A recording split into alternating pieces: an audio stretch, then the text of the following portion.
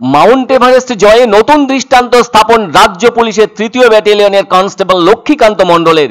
ইনি আবার কলকাতার পুলিশ কমিশনার মনোজ ভার্মার দেহরক্ষীও।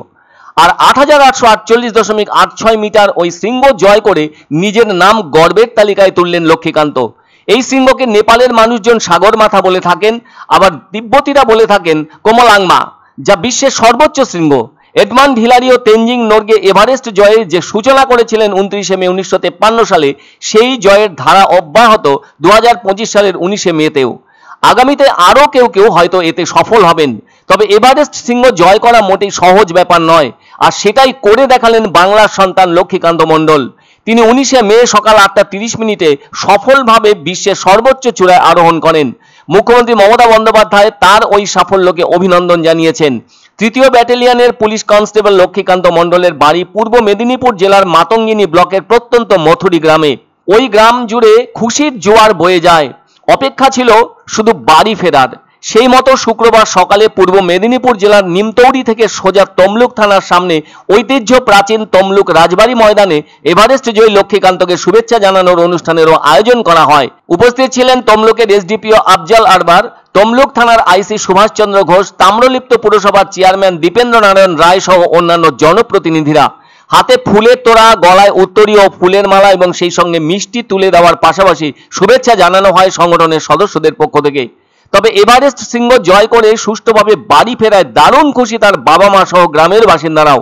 আর এমন গৌরবজনক কাজকে স্মরণীয় করে রাখতে ব্যান্ড পার্টি সহযোগে গাড়িতে তুলে নিয়ে পথ পরিক্রমাও করা হয়। তার ওই গাড়িটিকে ফুল ও জাতীয় পতাকা দিয়ে সাজানো হয়। এভাবেই শহর থেকে তার গ্রামের বাড়ি পর্যন্ত আনন্দ উল্লাস করে নিয়ে যাওয়া হয় এভারেস্ট শৃঙ্গজয়ী পুলিশ কনস্টেবল লক্ষ্মীকান্ত মণ্ডলকে। তবে তার বাড়ি ফেরার পর থেকে তাকে একে একে সকলেই শুভেচ্ছা জানিয়ে যাচ্ছেন। বলা যায় অবিশ্বাস্যকে সম্ভব করে ইতিহাস গড়লেন লক্ষ্মীকান্ত। তবে গত সোমবারই এভারেস্ট জয়ের খবর আসতেই তমলুক মহকুমা পুলিশ আধিকারিক সহ পূর্ব মেদিনীপুর জেলা পুলিশের এক প্রতিনিধি দল লক্ষ্মীকান্তর গ্রামের বাড়িতে পৌঁছে গিয়ে সেখানে তার বাবা মাকে সম্বর্ধনা জানিয়েছিলেন। সেদিন তাদের হাতে তুলে দেওয়া হয়েছিল ফুলের তোড়া ও স্মারক। সেদিন অবশ্য তমলুকের এসডিপিও আফজাল আরবার বলেছিলেন, ওর এমন সাফল্যে আমরা সকলেই গর্বিত। গোটা পুলিশ বিভাগের মুখ উজ্জ্বল করেছে লক্ষ্মীকান্ত মণ্ডল। তার পরিবারের পক্ষে আনন্দ ভাগ করে নিতে পেরে গর্ব অনুভব হচ্ছে। ভবিষ্যতে আরো অনেকে যাতে নিজের কর্মক্ষেত্রের বাইরেও রাজ্য কিংবা দেশের গর্ব হতে পারেন, সেই অনুপ্রেরণা যোগাবে লক্ষ্মীকান্তর এমন কৃতিত্ব। এদিকে শুক্রবার লক্ষ্মীকান্ত ফিরে আসতেই কলকাতা বিমানবন্দর গিয়ে তাকে সম্বর্ধনা জানালেন কলকাতা পুলিশ কমিশনার মনোজ ভার্মা, যাকে বিরচিত সম্বর্ধনা বলা যেতে পারে।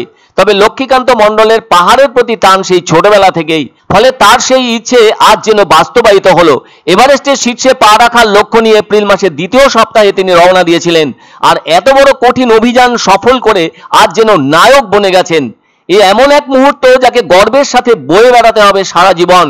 বিশ্বের সর্বোচ্চ চূড়ার মাথায় পৌঁছে সেরা মাইল ফলকে নিজের নাম লেখালেন পুলিশকর্মী লক্ষ্মীকান্ত মণ্ডল। তার এই কাজকে সাবাস না বলে পারাই যায় না। কিন্তু আমি বলবো কোর্স করে জেনে মাউন্টেনিয়ারিং ইকুইপমেন্ট ইউজ কিভাবে করতে হয় এগুলো জেনে তারপরে কোনো এক্সপিডিশনে গেলে ভালো।